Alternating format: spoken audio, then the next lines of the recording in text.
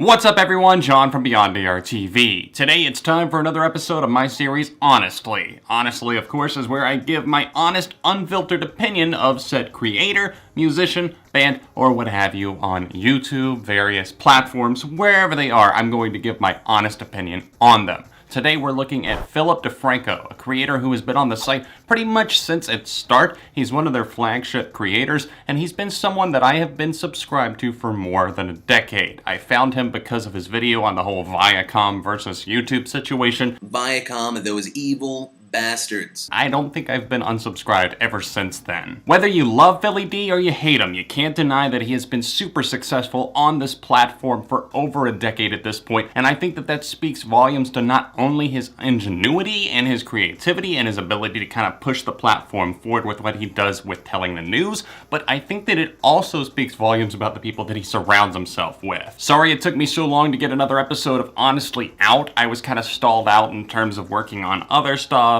and I always script these out and I want it to be very exact with what I want to say, so that's why you didn't get a video in the Honestly series last month. Anyways, we're back on track with Philly D this month. We'll see what happens. Hopefully you guys enjoy this video. If you're liking this series, then please drop a like on the video. Without further ado, here is my honest opinion on Philip DeFranco.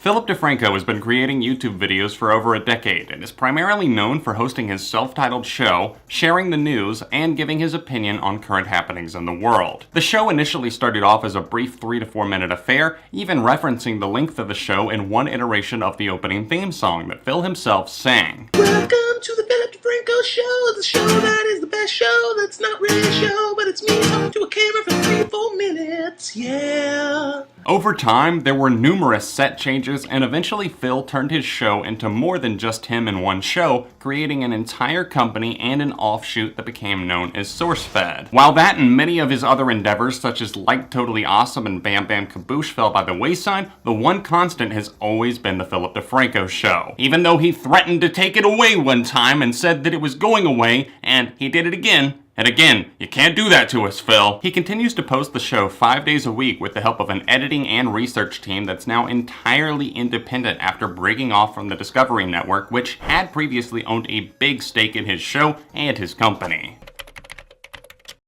While his beginnings were as humble as they come, Phil always had a knack for delivering the news in a pretty unbiased fashion, but also throwing his opinion into the mix as well. To this day, I really admire that he's not afraid to say "go fuck yourself" to a clearly terrible individual that's been proven to have done something wrong, yet he waits to add that until after he's given the viewers all the available facts. His show has expanded in many different ways, but I truly love that I, for several years now, have been able to go to Phil as my primary news source, as he's more than quadrupled the initial length of the show. I do miss that period in 2016 where he covered a good balance of YouTube-relating happenings because, God knows, I don't want to watch Scarce or Keemstar. No thank you. But hey, he still covers a pretty wide variety of topics, a great mix on most shows, so I really can't complain all that much. I would say politically, Phil has both liberal and conservative tendencies, able to see the rational side of most debates, and he relays that to his viewers in such a manner that it encourages them to think with a level head rather than just following mob mentality.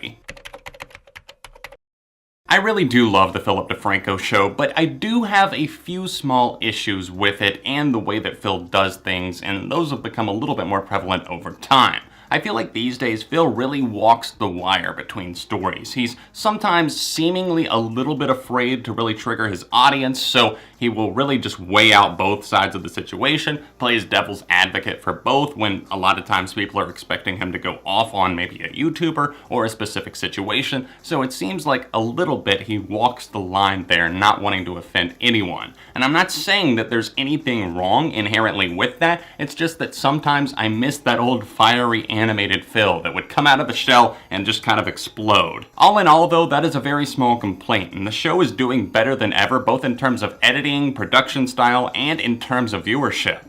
Up until 2015 or so, Phil was only bringing in about 300,000 to 400,000 views per show, and that was kind of a steady decline. But now he finds himself attracting nearly 2 million viewers daily. He's hustled hard to get to where he is, and while some people feel that he's scamming viewers by not showing the dollar amount on his Patreon or really being upfront with exactly what they're going to get, I personally think that it's okay. People are going to give to creators that they want to, regardless if you are telling them that they've been scammed or not. They're probably not going to care. While we've yet to see any real big reveals or any of these new shows that Phil has talked about as he builds out his network, I'm hopeful that they're in the works, considering it's been about a year at this point since the launch.